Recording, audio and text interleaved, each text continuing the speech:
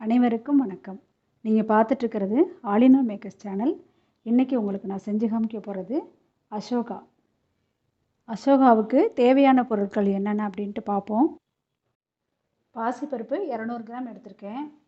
இது வெறும் கடாயில் பாசிப்பருப்பை வறுத்துட்டு அதுக்கப்புறம் 5 விசில் விட்டு வேக வச்சு எடுத்து வச்சுருக்கேன். ஜீனி 1.5 கப் எடுத்துக்கணும். நெய் 1 கப் எடுத்துக்கணும். முந்திரி பருப்பு 10 எடுத்திருக்கேன். கோதுமை மாவு இந்த ஸ்பூனில் 1.5 ஸ்பூன் எடுத்திருக்கேன். 2 ஏலக்காய் எடுத்து இந்த மாதிரி பொடி பண்ணிக்கணும். கேசரி பவுடர் 1 சிட்டிகை எடுத்திருக்கேன். இப்போ அசோகா எப்படி பண்ணலான்னு பார்ப்போம். இப்போது ஸ்டவ்வை ஆன் பண்ணிவிட்டு ஒரு பேன் வச்சுருக்கேன். இப்போ நல்லா ஹீட்டாக இருக்குது. இதில் ஒரு 1/2 கப் நெய் விட்டுக்கலாம்.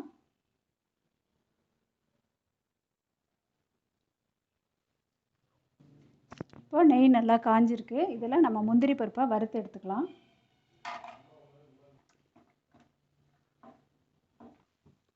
பொன்னிறமாக வந்திருக்கு. இப்போ நாம் அதை எடுத்துக்கலாம்.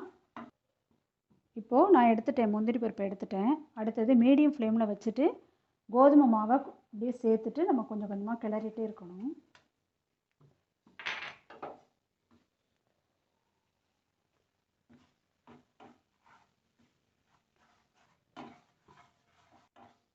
இதே கோதுமை மாவு எதுக்கு சேர்க்கணுன்னா அந்த அல்வா பதம் வரும். அதுக்காக தான் நம்ம கோதுமை மாவை சேர்க்கணும்.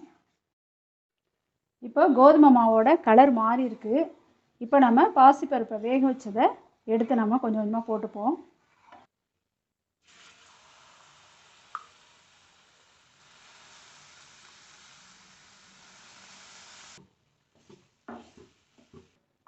இது மீடியம் ஃப்ளேமில் வச்சு நம்ம இந்த மாதிரி கிளறிட்டே இருக்கணும். இப்போது நல்லா கிளறிட்டே இருந்தேன். நல்லா கெட்டியாக இருக்குது. பாசிப்பருப்பு நல்லா கெட்டியாக வந்திருக்கு. அதுக்கப்புறம் தான் நம்ம ஜீனியை சேர்க்கணும். இப்போ நம்ம ஜீனியை சேர்த்துப்போம்.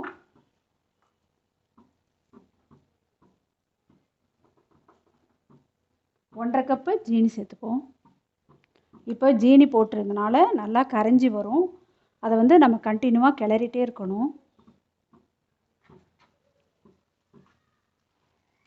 இப்போ நல்லா மெல்ட் ஆகிடுச்சு ஜீனி எல்லாமே. இப்போ நம்ம சுற்றிலும் நெய் விட்டு இப்போ நம்ம கிளறிக்கணும்.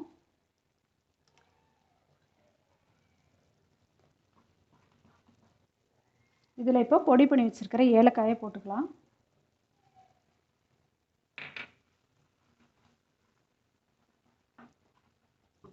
அடுத்தது கேசரி பவுடர் இதில் சேர்த்துப்போம்.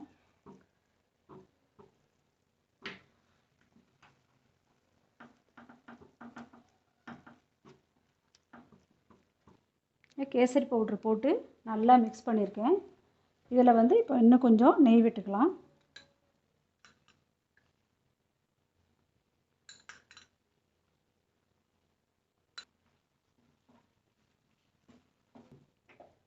அடுத்தது நம்ம எடுத்து வச்சுருக்கிற முந்திரி பருப்பை இதோட சேர்த்துப்போம்.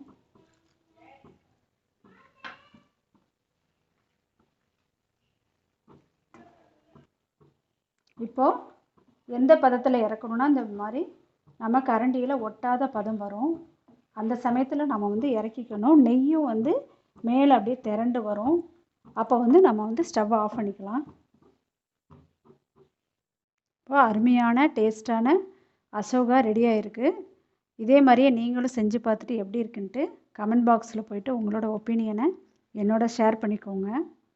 ஆலினா மேக்கர்ஸ் சேனலுக்கு லைக் பண்ணுங்கள், ஷேர் பண்ணுங்கள், சப்ஸ்கிரைப் பண்ணுங்கள். தேங்க்யூ.